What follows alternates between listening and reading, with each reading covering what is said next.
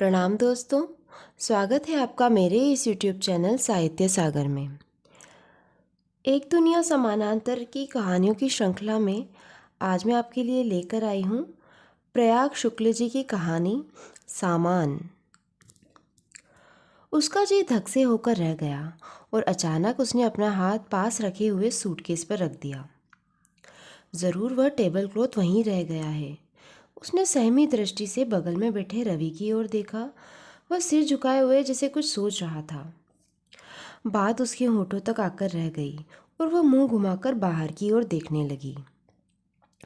दूर तक फैले हुए कटे पड़े खेत और कहीं कहीं पेड़। वह हर चीज़ के बारे में सोचने लगी। चलते समय उसने सारी चीज़ें सहेज कर रख ली थी। टेबल क्लॉथ समेटकर बराबर खुली रहने वाली अलमारी में रख तो दिया था, पर फिर उसे सूटकेस में रखा था या नहीं, उसे याद नहीं आ रहा था। उसने एक बार फिर सोचा कि वह रवि से टेबल क्लॉथ के बारे में बता दे। फिर उसने सोचा कि वह व्यर्थ ही बहुत अधिक चिंतित हो उठेगा और खींचकर बहुत सारे प्रश्न पूछने लगेगा। शादी के बाद पिछले 2 वर्ष में वह यह बात अच्छी तरह जान गई थी कि रवि अक्सर छोटी छोटी बातों को लेकर बहुत चिंतित हो उठता है और खींचकर उससे कितने ही प्रश्न पूछ बैठता है। पर वह उसकी खींच का कारण धीरे धीरे समझने लगी थी। वह समझने लगी थी कि रवि किसी चीज़ के खो जाने पर एक नए खर्च और एक अव्यवस्था की बात सोचकर ही खींच उठता है। इसलिए अब उसके प्रश्नों से उसे बहुत अधिक दुख नहीं होता था।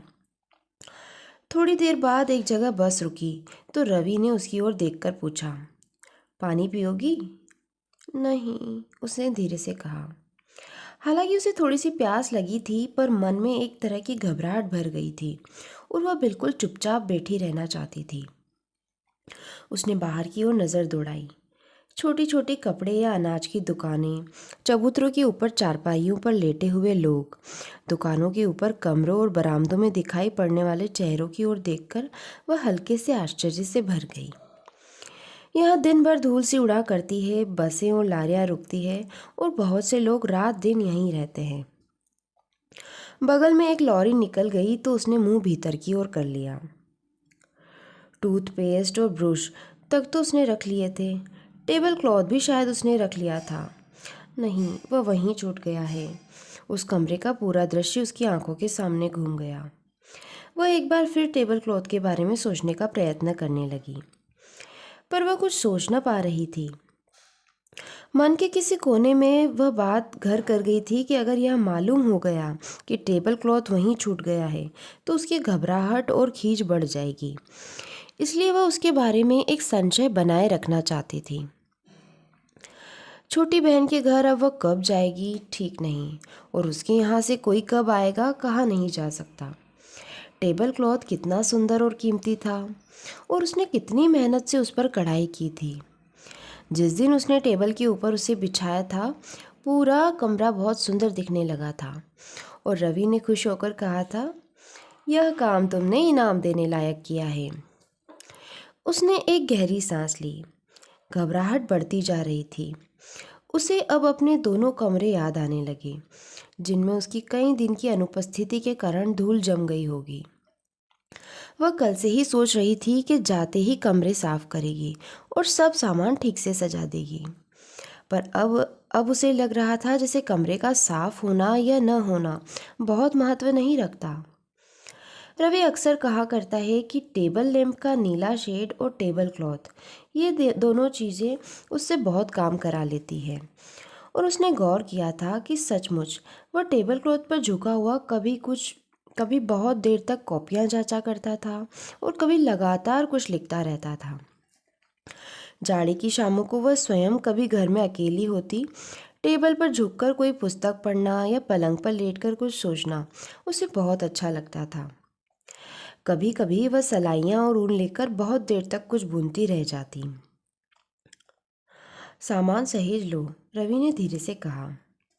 उसकी इच्छा हुई कह दे, सामान है ही क्या, पर उसने पैरों के पास रखे हुए बैग और झोलों को सामने वाली सीट पर रख दिया और सैंडल पहन ली। सामान उतारकर रवि ने रिक्शा किया। धूप बहुत तेज थी और सड़कें सुनी थी।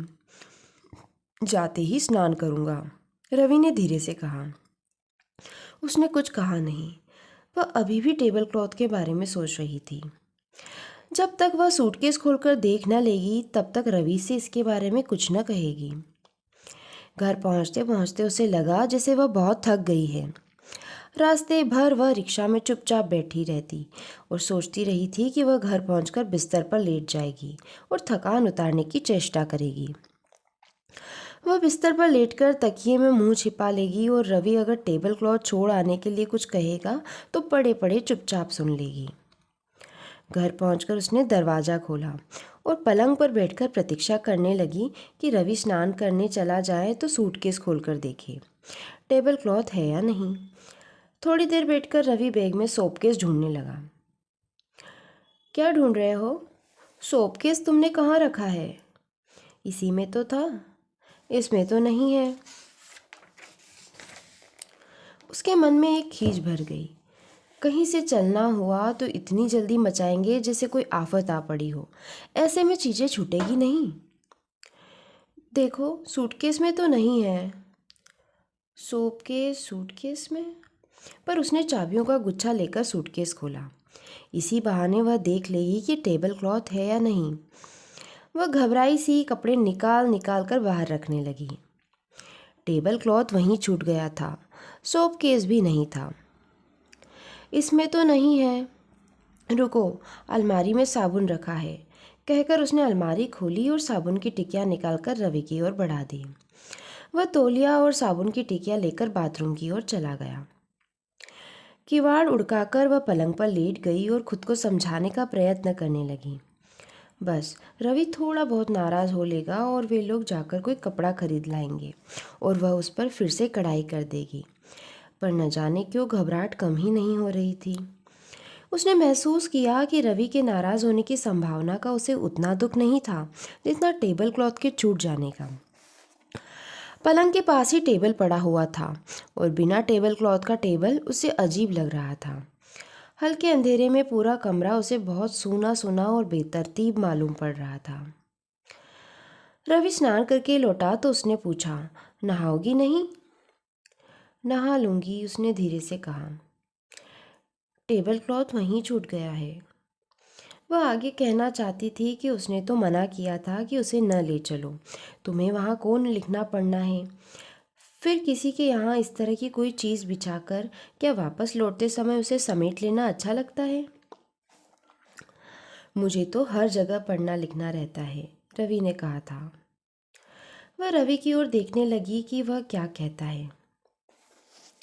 यह भी खूब रही, कहकर रवि ने अलमारी से छोटा सा शीशा उठा लिया और बाल संवारकर चेहरा देखने लगा। रवि के हाथ में वह शीशा देखकर उसे याद आया कि करीब 1 महीने पहले किस तरह दीवार पर टंगा हुआ बड़ा सा सुंदर शीशा साफ करते समय उसकी ज़रा सी असावधानी से गिरकर टूट गया था और तब रवि कितना खींच उठा था। कई दिन तक उसे बीच बीच में यह बताता रहा था कि उतना कीमती शीशा फिर खरीद कर लाना बहुत मुश्किल है। शीशे के नीचे कंघा, पाउडर वगैरह रखने की जगह थी और तब कितनी सुविधा होती थी। अब कंघा कहीं पड़ा रहता है और शीशा कहीं। सारी बातें सोचकर उसे लग रहा था जैसे उसमें उठने की शक्ति न बची हो। सहसा उसे इस बात का भान हुआ कि टेबल क्लॉथ छूट जाने की बात सुनकर रवि नाराज़ नहीं हुआ। शायद वह इस यात्रा से बहुत संतुष्ट है। उन्हें चिट्ठी लिख देंगे कि वह टेबल क्लॉथ भेज दें। नहीं नहीं, जल्दी क्या है, वहाँ से कोई आएगा तो आ जाएगा, रवि ने कहा। रवि की इस बात को सुनकर उसे लगा जैसे अचानक उसके सिर से बहुत बड़ा बोझ उतर गया है। जल्दी से नहा आओ तो चाय पी जाए। अभी आई, कहकर वह उठी और कपड़े लेकर बाथरूम की ओर चली गई। नहा धोकर लौटी तो उसे ताजगी महसूस हो रही थी। अब वह टेबल क्लॉथ के बारे में लगातार नहीं सोच रही थी। पर जब उसने साबुन की टिकिया टेबल के ऊपर रखी तो अचानक उसे फिर टेबल क्लॉथ और सोपकेस के छूट जाने की बात याद आ गई और वह फिर कुछ अनमनी सी हो गई। इतनी गर्मी में उसे चाय पीना अच्छा नहीं लगता था, पर आज उसकी भी चाय पीने की इच्छा हो रही थी। उसने जल्दी से चाय बनाई और एक कप रवि को देकर एक कप में चाय डालकर स्वयं भी पीने लगी। चाय पीते हुए उसने एक बार कमरे में चारों ओर निगाह दौड़ाई। जगह जगह धूल जम गई थी और छोटी बड़ी चीज़ें इधर उधर बिखरी थी। सहसा उसने सूटकेस की ओर देखा और चौंक पड़ी। एक कोने में चमड़ा किसी चीज़ से कटकर उघड़ आया था। इस पर कितने दिन से कवर लगना है, इस तरह तो यह बिल्कुल खराब हो जाएगा। रास्ते भर उसे लग रहा था जैसे वह कुछ भी देख सुन नहीं रही है, पर इस वक्त उसे यात्रा की एक एक बात याद आ रही थी। वो उन जगहों के बारे में सोचने लगी जो रास्ते में मिली थी, धूल भरी और बेतरतीब, और उसके मन में छोटी बहन और उसके आसपास के घरों की याद ताज़ा हो उठी। वो उसकी बेतरतीबी और अभाव को बहुत स्पष्ट रूप से अनुभव करने लगी और एकाएक अनजाने ही उसके मन में अजीब अजीब भावनाएं घुमड़ने लगी। वह अपनी कल्पना में उन घरों और कमरों को सामान से भरा और सजा देखने लगी।